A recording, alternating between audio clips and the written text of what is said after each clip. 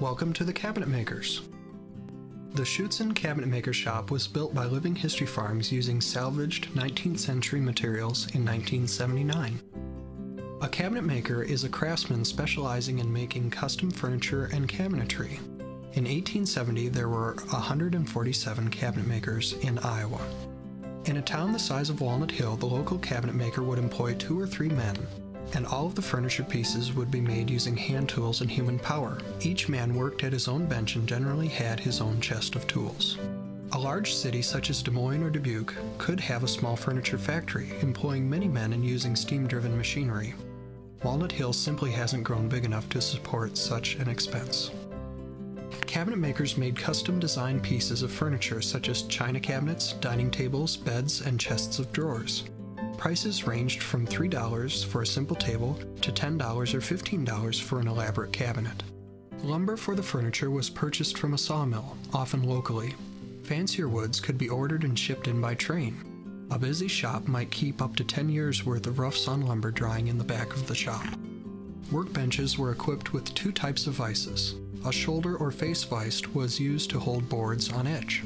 A tail vise was used in conjunction with bench dogs to hold boards flat on the surface of the bench.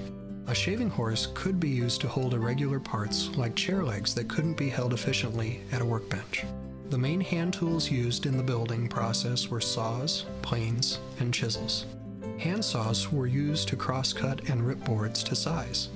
Back saws were used to cut joinery. Planes were used to smooth wood, removing marks from the sawmill and providing a flat surface with which to build.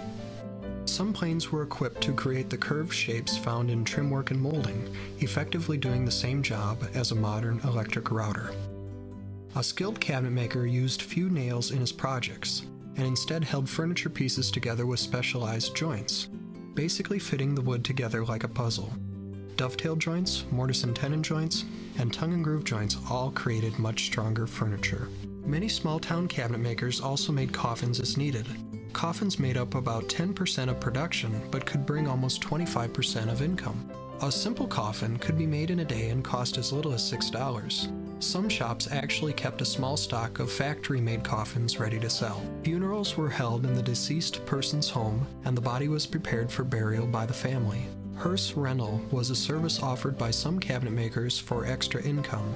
Eventually, this service developed into the funeral home industry we recognize today. The hearse shed and historic hearse were added to the Schutzen shop in 1984 with assistance from the Iowa Funeral Directors Association. Thank you for visiting the Cabinet Maker.